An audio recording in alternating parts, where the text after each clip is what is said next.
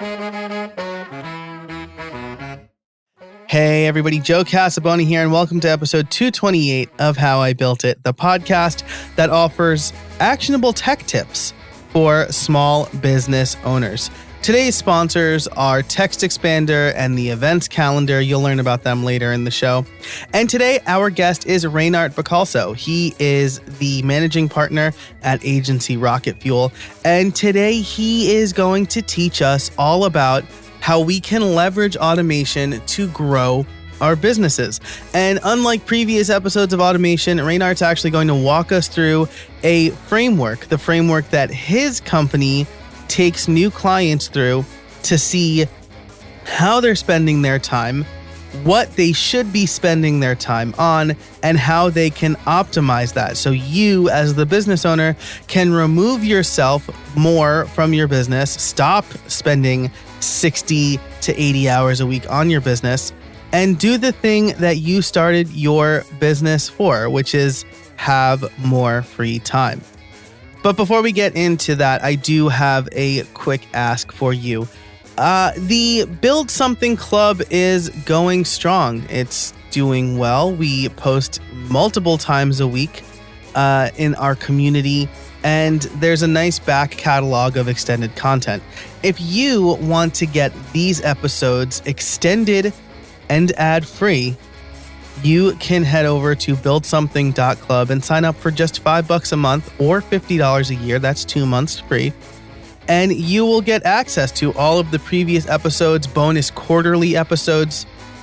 In today's Build Something More, Reinart and I talk all about the tools that we like to use and the detriment, we'll say, of that tool porn, right? Which is like switching between a bunch of different tools just to try new tools. So we'll talk about that and Build Something More. Again, if you are interested, you can head over to buildsomething.club, sign up for $5 a month. No long-term commitment required. If you try the first month and don't like it, no harm, no foul. Or you can get 2 months for free by signing up for the year. You'll get ad-free extended episodes, access to the community, deals on software and other stuff, and much, much more. So again, that's over at buildsomething.club. But for now, let's get into the episode with Reinart. All right, I am here with Reinart Bacalso. He is the managing partner of Agency Rocket Fuel. We're going to be talking about automations today, which is one of my favorite things to talk about. Reinart, how are you? I'm good. Thanks for having me. My pleasure. Thanks for coming on the show. So I was checking out agencyrocketfuel.com is your website. And you mentioned that you help agencies automate so that they can scale. So I'm really excited to hear a little bit about that. I'm a one-man band. I rely a lot on automation through Zapier and stuff like that. But before we get into that, why don't you tell us a little bit about who you are and what you do? Sure, sounds good. So yeah, my name is Reinart, as you mentioned, and the business that we've kind of wanted to talk about here is Agency Rocket Fuel. But before that came to be, we have an agency as well. Its name is Augment Digital, and really, Agency Rocket Fuel came from our experience building Augment Digital as the agency, and just figuring out how to do it in the most streamlined way. So my background is in industrial engineering, which is the branch of engineering that deals with process and more on the manufacturing side, at least when I took it. But I was able to translate kind of like what we've learned there into the online space. As I got exposed to online marketing and all these things, and then as I built out the agency, or as a freelancer at least to start, we do Facebook ads. And when I started to build the agency, I was able to apply a lot of the concepts we learned within the within that program in university, and then take it into building the agency, making sure it's very systematized with automations and all that. My business partner, Franbo, in Agency Rocket Fuel as well, took industrial engineering too back then. So we both have that background, and we just wanted to see how we could help a lot of other people who were struggling to kind of build systems for their agency. So that's kind of we offshooted and built the Agency Rocket Fuel. And that's kind of where we're at now, helping kind of other marketing agencies streamline their business through process automation, with the ultimate goal of helping them achieve freedom, right? Which is what I guess everyone wants out of their business, right? So yeah, that's a quick background on what we do. Yeah, that's fantastic. I love that because so there's a couple of things already here, right? The first is that I love that your background is in industrial engineering, which is not necessarily directly relatable to marketing. But I read Mm-hmm. a great book recently called Range Mm, about how maybe being a specialist and only knowing about your field is not the best, but mm, having general knowledge about other things gives you different perspectives. And I think this is really great proof of that because you were able to take things you learned in industrial engineering, apply them to marketing and agency growth. And the other reason I think this is important is because at least in my space, in my circles, I kind of made my bones mm, in the WordPress industry, in the sure. WordPress space. And I suspect a lot of freelancers have a similar story to mine. We think, oh man, I can make money making websites. This is great. So then you just kind of go and start making websites and don't Yeah. really think about the process. Oh, well, they'll just pay me via PayPal and PayPal money will be fun money. And I'll just do whatever I need to do or whatever. And For sure. that's not an efficient way to run a business, right? So, um, Exactly. I think this is going to be really great. So you mentioned that you were able to apply some of these concepts and build systems for the agency. Mm-hmm. You have your own agency, so it kind of sounds like you're dog fooding your own product here. Is that about right? Have you heard that term before? Yeah, yeah, for sure. Yeah, and I think that's what's pretty cool because they complement each other, and like and I think that's the pay, like that's why the dynamic of like us being so process oriented comes out, because even if they, they're sister companies in a sense, we still act as if Agency Rocket Fuel is a client for Augment Digital. Of course, we run the ads for that company, and Yeah. Augment Digital is a client of Agency Rocket Fuel, in which the team there helps out with our systems, right? So even in that regard, we like to still think of it separately. But yeah, definitely, there's a lot of course, any new things we built in the agency side, we share it to the Agency Rocket Fuel team. Any new things they find here, we also share it. So there's a lot of cross learning that happens because of how it's all set up. So yeah, that's how we keep up to date, because a lot of things change quickly, especially with Facebook ads and all that these days. Yeah, I think that makes so much sense. So Mhm. let's give the listeners a good idea of what the process at Agency Rocket Fuel looks like, and then we can maybe talk about the value of building systems and automating. So Sure. let's say that I have hired you over at Agency Rocket Fuel. I want to grow my business. I'm a Mhm. one-man band with a family, so I Yeah. can't put all this time into my own business. I want to work on the business, not in it. Yeah. What's the onboarding process like? What kind of services are you going to offer Mhm. for me? Sure, sure. Sounds good. So, and I think that's a lot of our clients, right, who come to us. That's the key kind of like avatar. Like a lot of agency owners we come across, they just wanted to start something to kind of get out of like the 9 to 5, the corporate, kind of want to provide for their family more. Most of them have like they're starting off new families, so they really kind of want to get that time back. But then what they see is that they start the agency, and then maybe they get a few sales here and there, maybe they get some referrals. Like you said, they get to build a website, get paid in PayPal. Like, oh my gosh, I'm like halfway away from my my monthly salary or whatever it is. Hmm. Let me just quit, and then they head in, head first, and it's all good. They maybe figure out sales really quickly, and then their referral comes in, and it keeps rolling and rolling, and next thing you know. 2 months down the line, the same thing that they thought would take them out of the day-to-day work or that grind is now getting even producing more hours for them in terms of work, right? So that's the usual thing that happens, and that's really the kind of business that we can help with the most are the ones that kind of like have found some success in terms of getting clients. There's a lot of material out there these days on getting clients with ads, with so many other methods, so many different methods. But what we saw as we tried to think about like how do we kind of like serve this market a bit better is like there's not much out there in terms of how do we actually rein it all in and turn those clients, and then like of course retain them and work with them longer periods, and of course not burn out in the process. So when we try to help any client, our general methodology is we gotta first kind of like audit everything, right? So we start with the audit, and we want to understand what you're currently doing, right? So many people think that, when we want to basically automate the business or like, get things off my plate, you just gotta, just hire someone, go on Upwork, go on Fiverr and hire. And that might be the case for some tasks because, you're just like, it's just burning. You just need someone to help you, right? Mm-hmm. But longer term, you gotta really find the time to step back and really like think about things, right? What am I currently doing? And what's currently happening? Because, if you're logging, 40, 50, 60 hours a week working your business, could be agency, could be something else. Usually you're doing so much stuff in the business, you aren't stepping back to think about how you're working on the business, right?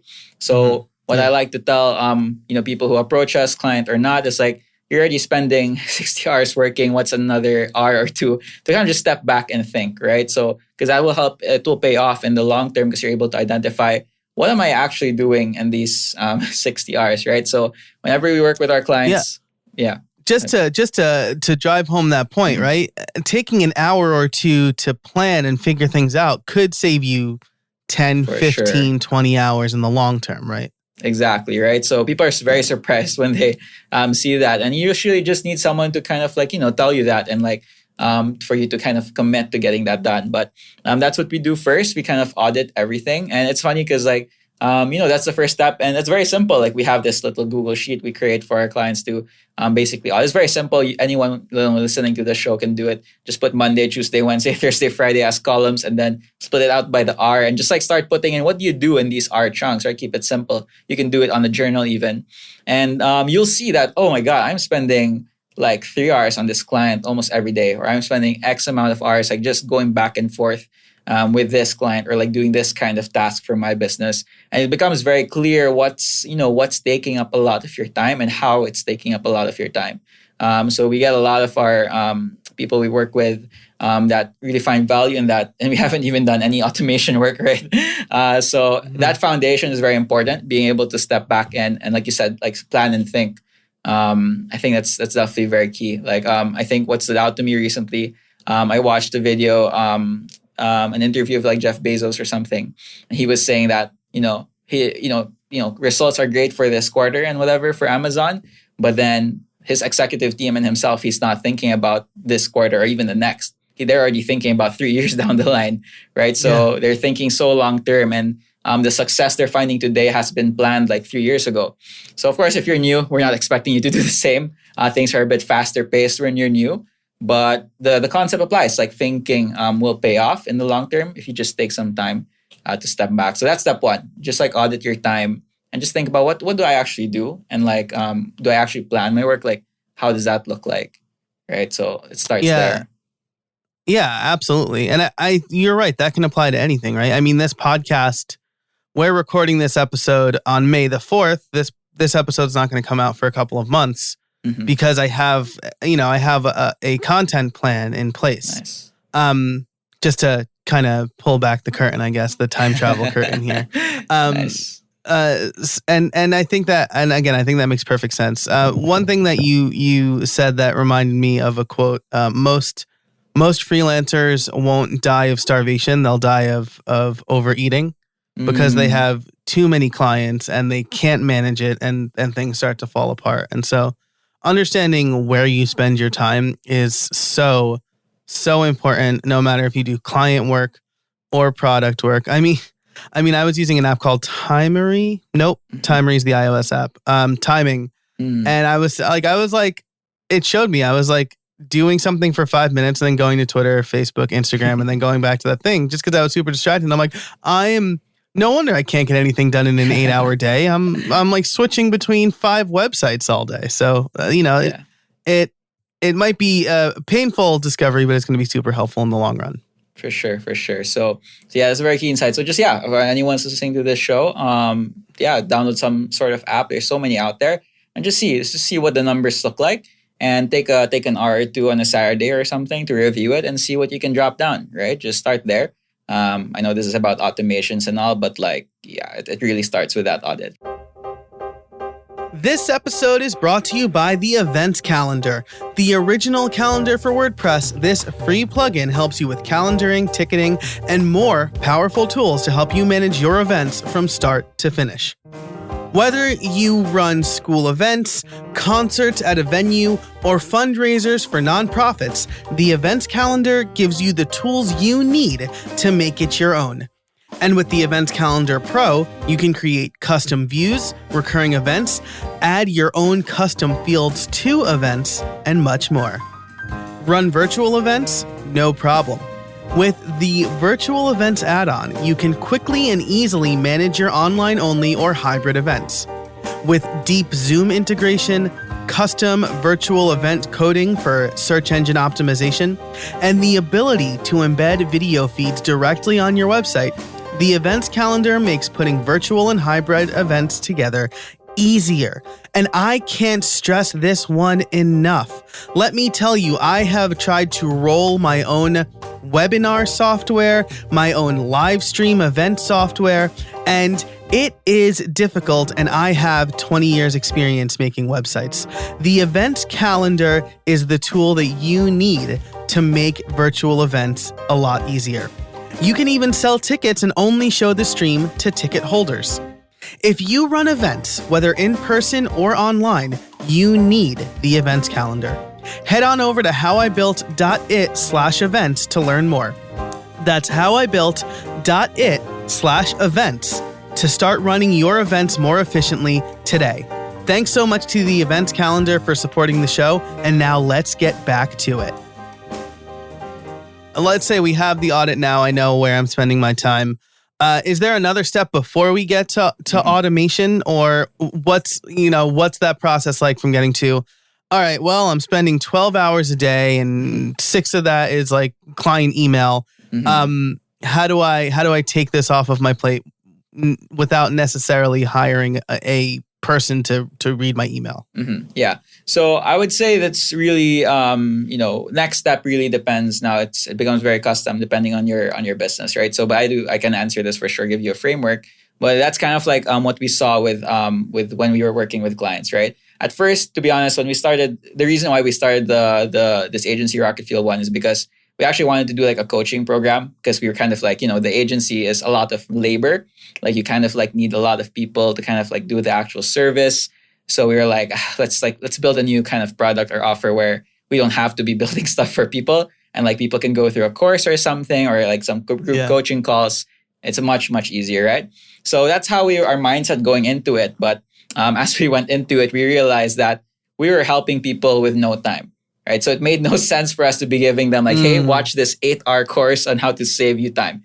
They had no time. So so we decided around, a few months into it that, if we really are in it to serve our customers the best or this market the best, so we got to iterate away from being a purely coaching or digital product business. So we started bringing on a team to build out these automations and stuff, and it became very custom. So now, like after the audit is done, we figure out what's the kind of like best next step for the business, depending on where they're at. But so that's what we took. But then for that specifically, I would say if you're really already burning, so the first kind of process we like to look into and really dissect is the onboarding, right? This is primarily for agencies, but I think to a certain degree, even in product businesses, like it's good to really review your onboarding and make sure it's airtight, right? The reason why we put a really big emphasis on onboarding is because we've seen in our experience that it makes such a huge impact on the client relationship. So I think this applies also with product businesses a lot, because let's say with product businesses, you have a poor onboarding experience and you have a SaaS or whatever it is, and people are confused on how to use the app. Your support tickets on the back end, we're going to increase long term. You don't see it up front maybe, but you see it 2-3 months down the line, and that's what eats up your time.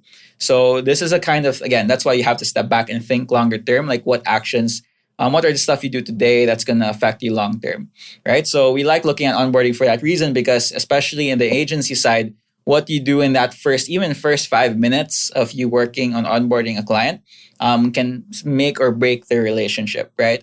Especially with agencies, you're probably selling something of, hopefully like a higher value or a higher price, so you earn something from it. Of course, people are investing in you, the business. If you're doing websites, or if you're doing Facebook ads or whatever service it is, a business just drop, a few grand on you to kind of like do a service. And if you don't even, send them like a message or like or anything at that very first, interaction, they're going to start feeling like, well, what's up? Like I just dropped I just dropped a big investment on this team or on this Yeah. person, and literally no one messaged me, or I don't know what's next, right? And that creates so much, like, people don't think about it, but it creates a lot of tension from the get-go. And because of that initial experience, the client's now gonna email you every day, like, hey, what's up, or hey, what's happening, where's the updates. They get antsy. So you might think that the problem is that you're spending now 6 hours a day doing client emails, but the problem really was when you first worked with them, that you did not set the right expectations, you didn't get back to them quick enough, and you just didn't didn't really figure out what that onboarding sequence looks like, right? So that's the kind of next stage for us. Yeah, and I think that's fantastic, because I think a lot of us have probably been in the situation where I've been all gung ho to send the contract and then the invoice, and then I just get to building and nothing after that, right? Yeah. And they're like, "Hey, where'd you go? We gave you money and then you disappeared." And I'm like, "Right," and so automating some of that is so important. I mean, you've seen it. My podcast guests have seen it. Amazing where process. you sign up and then you get an email that day. You get a page that you got to read. You get a couple of reminders. You're going to get an email after this interview saying, like, here's where you upload your audio. So I don't do that myself. It would never happen if I had to do that myself for every interview. I have 4 interviews today. So, automating that is, I think that's a really good place to start. Shannon Schaefer talked about that on a previous episode. I'll link that in the show notes for this episode over at howibuilt.it. But I think onboarding is a really good place to start. Like you said, whether it's products or services, because bad onboarding for a product means, like you said, support tickets, or just the person's going to stop using your product and churn out, right? But I don't use this. It was too hard, so I stopped using it. Yeah, for sure. And it's not your, some people will think like, but I'm fulfilling on the service and all that. And we're not calling you a scammer or anything that, you just took that person's money and ran away. Of course, you're doing the work, but the client does not see that, right? The client's not going to see that. And it's hard there's literally no one, kind of to blame here, but the system itself, right?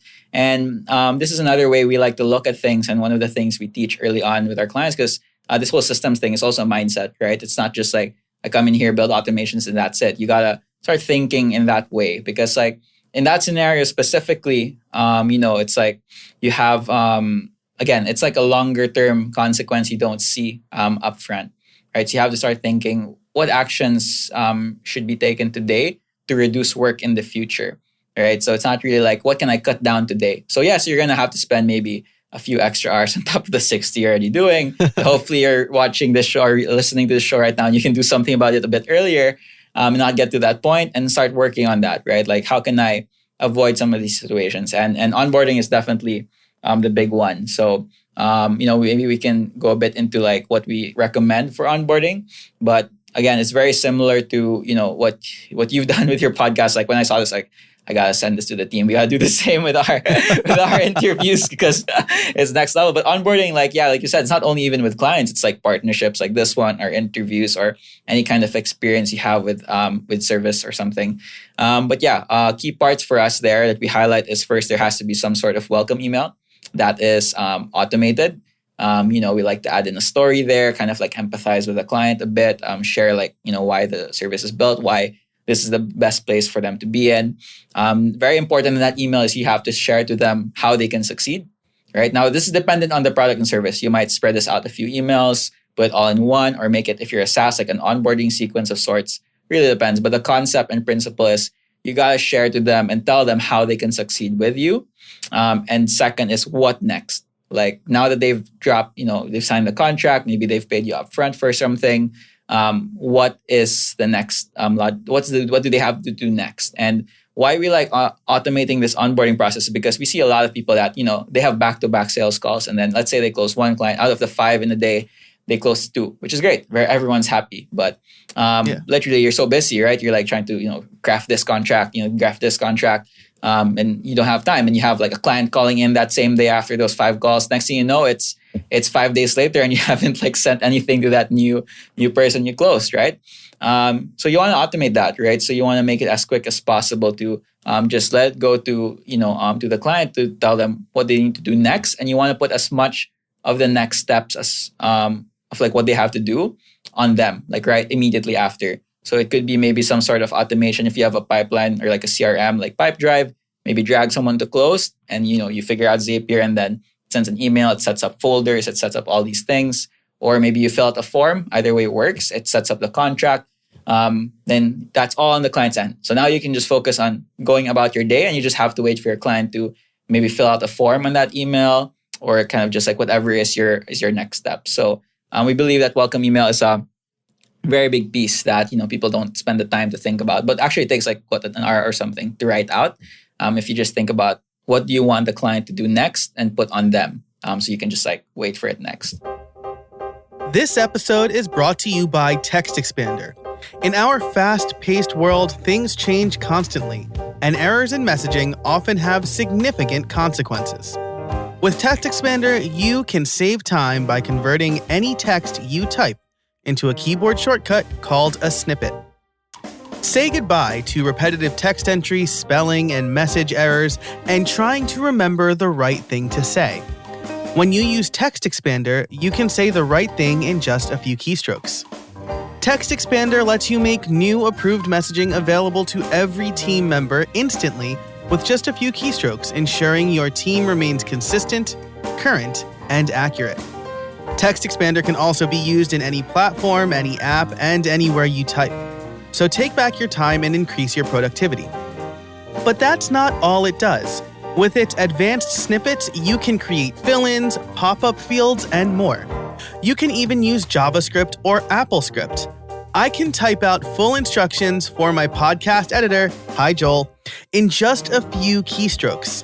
Another one of my favorite and most used snippets is PPT. This will take whatever text I have on my clipboard and convert it into plain text. No more fighting formatting if I'm copying from Word or any place else. Last month, I saved over 2 hours in typing alone. That doesn't even take into the account the time I saved by not having to search for the right link, text, address, or number. You have no idea how many times I want to type out a link to a blog post or an affiliate link and I can't remember it and then I have to go searching for it. That generally takes minutes, but since I have a Text Expander snippet, it takes seconds. Text Expander is available on macOS, Windows, Chrome, iPhone, and iPad. I've been using it a lot more on my iPhone lately because I've been working from my iPhone more, because there are days when I'm just not in front of my computer right now.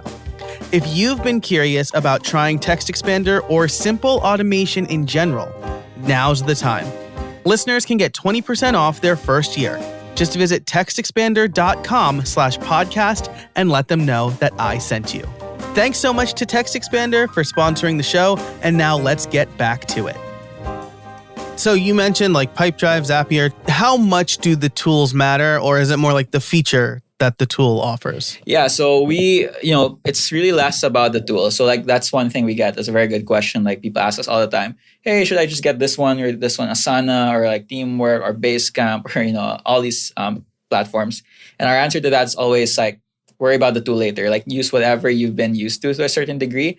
Almost all tools have some sort of way that it can be automated. Almost all. Like they all integrate with Zapier in some way, and you can get fancy later on, right? So if you're currently using Pipedrive, use that. If you're using HubSpot, use that. For us, we usually start with forms, like Google Forms even, because it's the most raw way to really see and visualize how when you enter information, certain steps happen in the automation and it outputs certain things, right? Because when you do like things like really advanced stuff, like when you drag like a card and let's say Pipedrive or a CRM where it's like Kanban, move them to closed and it does all these fancy things. Sometimes it's hard to consume and like, what the heck's going on, right? Some magic happening. So we always start with forms. We build out forms and later if the client's like, hey, I actually use Pipedrive as my CRM. Can we actually trigger it using Pipedrive? Yeah, then yeah, let's do it. But we like using forms to start. And anyone's new to this, watching this, listening to this, you should definitely do the same. Just start simple and explore from there, right? So use whatever you're currently using and just try to understand the idea of like, what can I automate today in the onboarding? Sending an email is literally just like one Zapier step of send email. It's not very complicated. Yeah. And maybe we could talk about this in the members part of the episode, build something more about the what a lot of people do with like tool switching and like, maybe new tool porn or whatever, right? Because I'm kind of like that, but we'll dig into that and, Sure. and build something more. So if you are not a member yet, you can sign up over at buildsomething.club to get this extra part of the episode and an extra part of every episode ad free. But I think that's great because then you don't have to be like, by the way, I need access to like all of your tools right now to help you do my job, right? That's like another big benefit of starting with forms. Exactly. So you gotta just like start simple and then build from there, right? Like as you get better with automation or like maybe you hire someone, it's just so much easier to understand if you start simple. Like a lot of people, we use Google Sheets a lot as well for like database kind of stuff, like a list of clients and all that.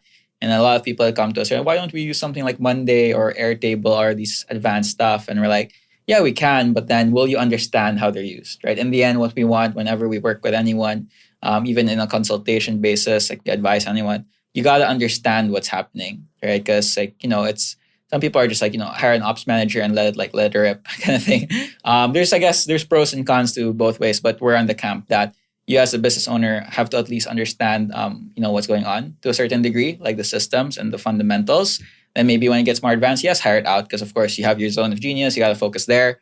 But you got to have that systems kind of mindset from the get-go and understand some of these more foundational stuff. So you aren't like, when things break, you're not left into like, what's happening, right? Yeah. Plus, I mean, starting simple means you understand what you need, right? I had a conversation with Matthew Yays a while back. He's an expert in virtual assistants. I hired a virtual assistant back in December. And for like the first few months, I wasted her time. I wasted my own money because I didn't know. I was just like, go do this. Yeah. But I didn't really understand my process. So how could I expect her to understand my process? And, now I create a video every time I do something new. Nice. And I tell her to transcribe it and create the steps. And it's a lot more smooth sailing now, right? You got to start basic and you need to understand what you're doing before you can automate or outsource.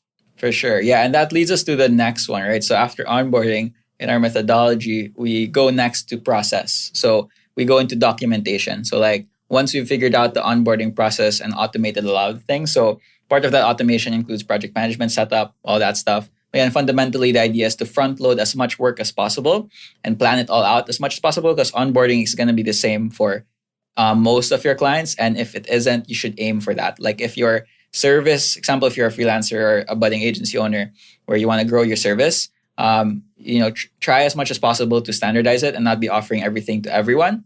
Very conventional advice, like, niche down, choose a service, choose a niche, you're going to be successful. So that's the onboarding. After that, we go into documentation. So you make a great point because like a lot of people think that, I have some of this automated, let me hire someone directly and let me see what they can do. Right? And that's really the first, that's what most people get into where they hire someone and they're just like there and they're just in Slack and they're just like, you're just chatting each other. Hey, what's up? Like, yeah, I'm good. I got something to do. It's like, not really. You just have a quick chat with your VA or something. So that's why we don't go into hiring yet. What we go into first is let's document some of the processes. And a lot of clients, or at least businesses we speak to, they're like, but I don't have a process. And they've had like 20 clients or something. We're like, I don't have a process. I don't know what I do. But like, we're like, you've fulfilled on 20 client campaigns or like 20 websites. You have a process.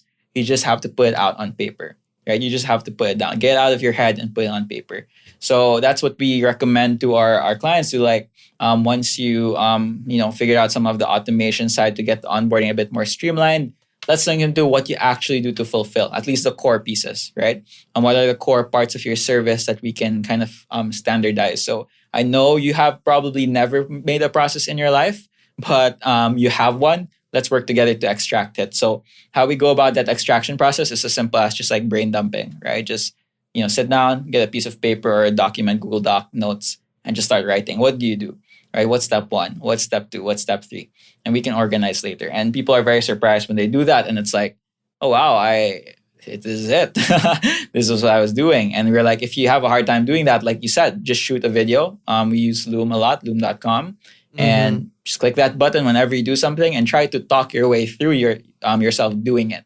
And I think that's a big exercise a lot of people actually enjoy and like see, when I actually start trying to explain myself on the video as if I was teaching someone, I actually see a lot of the gaps in my process, right? Like, oh, why am I doing this? If I were to teach someone to do this, I wouldn't do it like this. I do it like this instead. So that's another way as well. Like just doing a video and just trying to teach while doing it. And you'd be surprised how many steps, how efficient you become in your own process, right?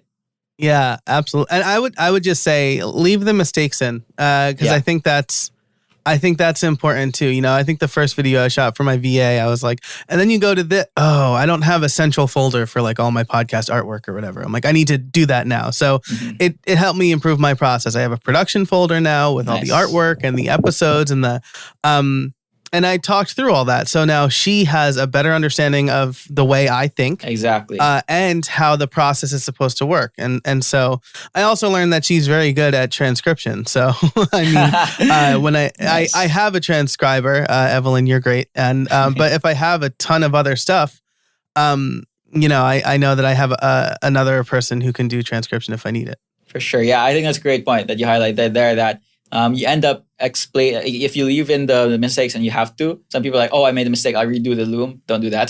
Just keep it in there and solve it on the way. You'll be, like you said, you'll be able to kind of like rub off your thought process and your thinking to the person. And really that's where you want to get to. I mean, first step is like, being able to teach someone, the whole idea about, what buttons to click, right? But over time, you want to be able to train people or get people to a place where they understand why the buttons are being clicked. Right? Like, why do we do this a certain way? Why do we do that? And ultimately, you want them to understand the outcome of doing certain things. Because in the future, what you really want to get to, as you get more advanced and you've gotten some of the foundations in place, is being able to have a team where you give a certain outcome, like, hey, I want this done.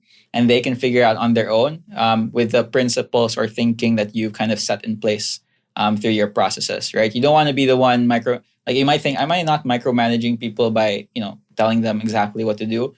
You got to start somewhere, right? You got to start somewhere. And then over time, you build that muscle and, you can start moving more towards in the spectrum of delegating outcomes rather than delegating actions, right?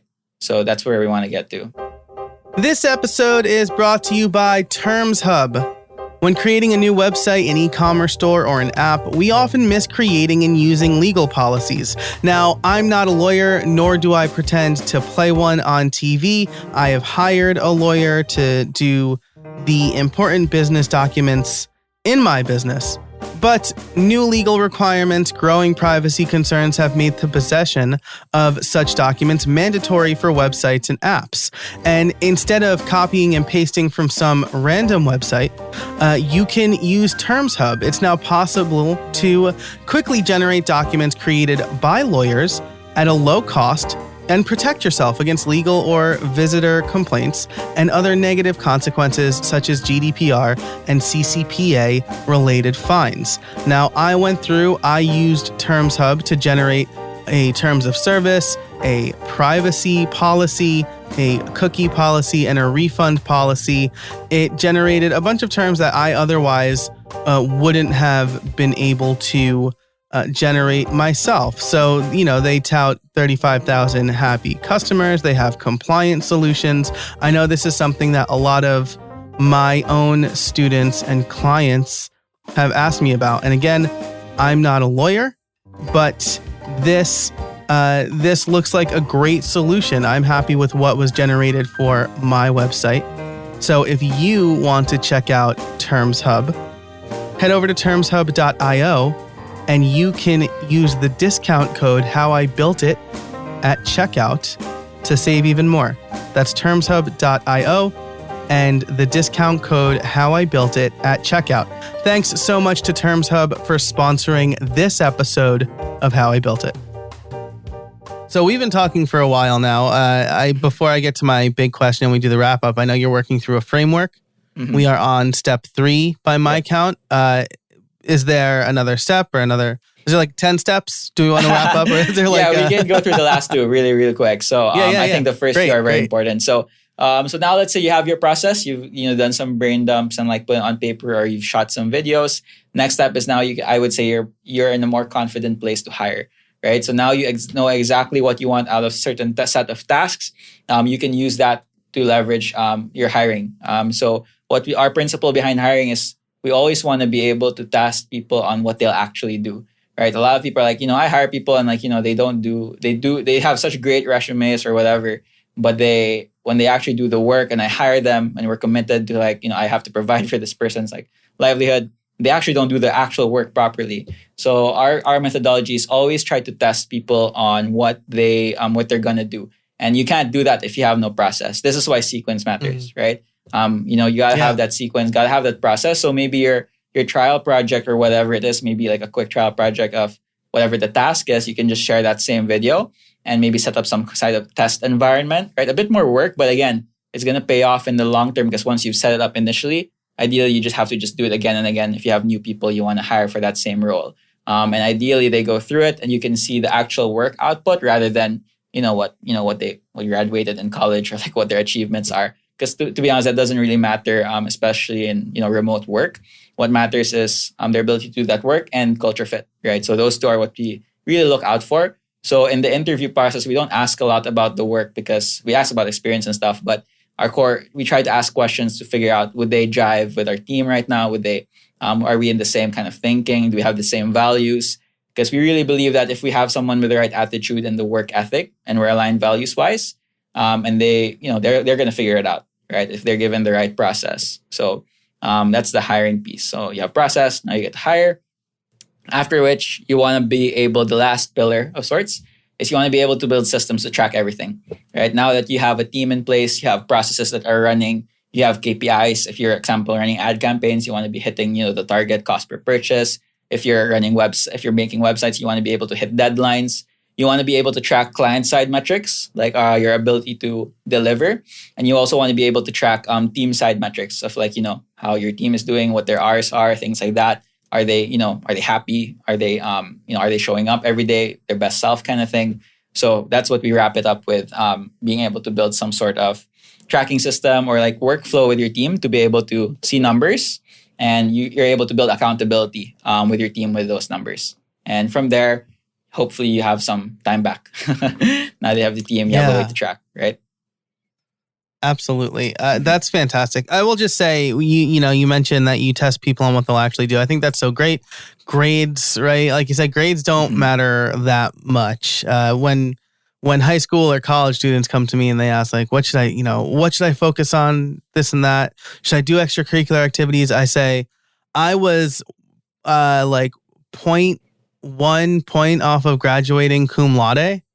But nobody who's ever hired me cared about that, right? They cared about my extracurricular activity. Oh, I see you were president of the computer science club. Oh, I see that you were on like an events planning board. What, like, they're not like, oh, you just missed I'm not trying to go to Harvard or like Harvard Law or whatever.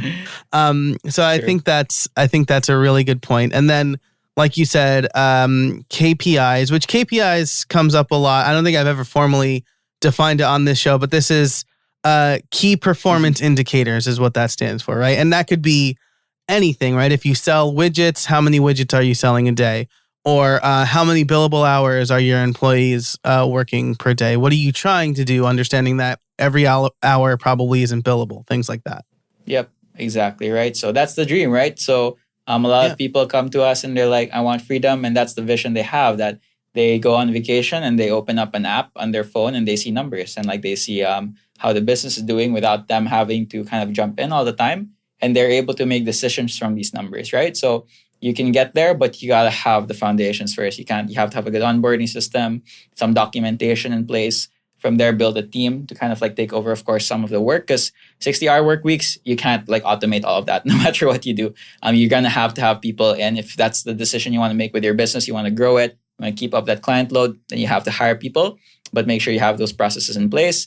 Then lastly, you can start figuring out how can I make sure the team is accountable to numbers, right? The key performance indicators that tells us if the business is healthy, finance-wise, retention-wise, whatever metrics that matter to you. And of course, your team as well. Don't forget your team. Ask them, on maybe once a month or a few weeks, how are they feeling? Quantify that somehow, maybe like a happiness score. That's what we have in our agency, just to get a feel and a pulse of how the team is feeling as well towards the work. And yeah, you have, that's it. you go on the beach and like enjoy your life. Boom. Yeah. Awesome. Well, I absolutely love that. This has been great. I do need to ask you my favorite question, which is, do you have any trade secrets for us? Trade secrets. Well, I would say for any trade, a trade secret, I would say is that, yeah, just step back. I think I said in step one. I think I a lot of people think there's a lot of hacks in this line of a project or like this kind of service, but no, it's really about taking the time to step back and think. So I think that's the biggest secret of all. Taking time to think, and a lot of things will be clear from there. Hopefully. Awesome. I love that. And you're following a very important podcasting rule, which is repeat the most important parts, because people might have missed it in the beginning or forgotten. And it's important to reinforce that. Nice. Step back, understand what you're doing, and then you can follow the rest of this great framework. Reinart, this has been a fantastic conversation. If people want to learn more about you, where can they find you? Sure. You can visit agencyrocketfuel.com. So we have the frameworks there. You can learn more about us. And if you want a bit more content in terms of actual training, we go very deep into the actual automations we build, how to build out. We use Asana, so how to build out Asana, all that in agencyrocketfuel.com/FB-group. So it's a Facebook group. It's free. And there's a lot of content in there on the actual building of these automations and processes we talked about during the show. Awesome. I love it. I will link to that and everything that we talked about in the show notes over at howibuilt.it/228. Again, if you are not a member, you can sign up over at buildsomething.club, because we are going to talk all about playing with different tools and when that's good, when that's maybe more harmful. But again, Reinart, thanks for joining us. I really appreciate the time. Awesome. Appreciate you having me as well. Thank you. Thanks to our sponsors for this episode. They are the Events Calendar and Text Expander. And of course, thanks to you for listening. Until next time, get out there and build something.